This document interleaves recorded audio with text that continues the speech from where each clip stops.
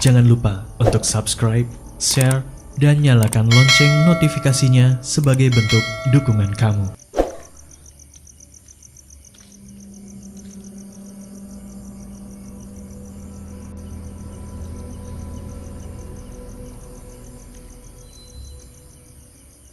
Halo warga desa Sukawedi, salam kenal. Aku Ocha, aku warga baru di sini.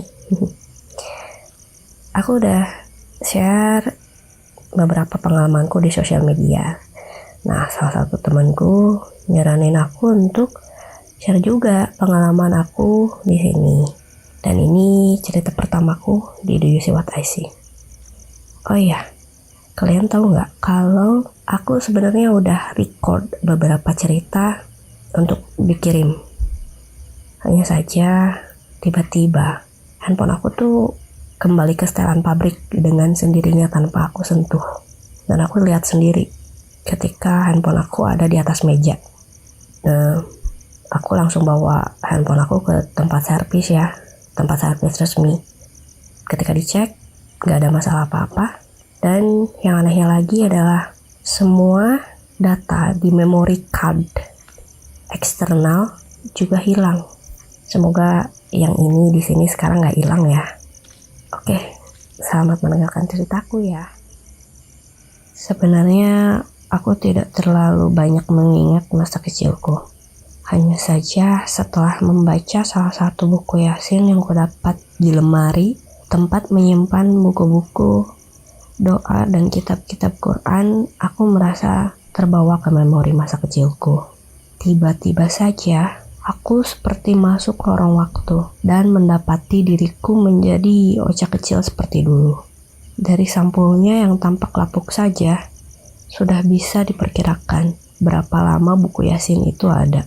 Di usiaku yang sudah dewasa ini, seperti malam Jumat biasanya, aku berniat mengirimkan doa untuk keluargaku yang telah tiada. Ketika membuka lemari, tiba-tiba Yasin bersampul bening itu hampir terjatuh dan aku menangkapnya. Yasin ini, kataku dalam hati. Aku tahu Yasin ini sudah ada semenjak aku kecil. Dan selalu ada di rak lemari kamarku di rumah yang lama. Setelah selesai membaca dan berdoa, sembari menunggu Isya, aku membuka-buka halaman depannya. Melihat Yasin ini, aku terbawa suasana masa kecilku dulu. Beberapa halaman setelah judul, aku terkejut mendapati foto seorang pria. Aku kira ini buku Yasin biasa. Aku benar-benar baru mengetahui dan melihat bahwa Yasin itu ada tertulis nama seseorang. Di sana tertulis nama almarhum, tanggal lahir, serta tanggal meninggalnya.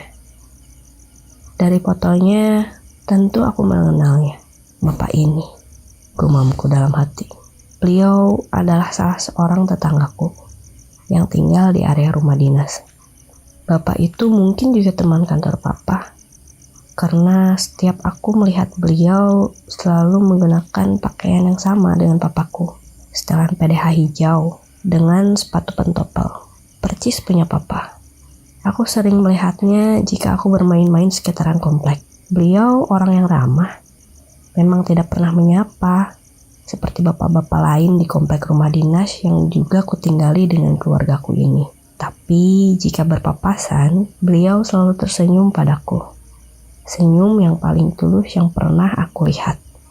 Tapi yang paling membuatku kaget adalah di buku Yasin tertulis jika beliau meninggal tahun 1992, setahun setelah aku lahir. Lalu, yang sering kulihat tersenyum padaku itu siapa? Setelah mengingat hal ini, aku menceritakannya kepada mama. Mama bertanya di mana aku sering melihat sosok papa itu. Aku mendeskripsikan tempatnya, kemudian mama bilang itu memang rumah yang ditinggali beliau ketika beliau masih hidup.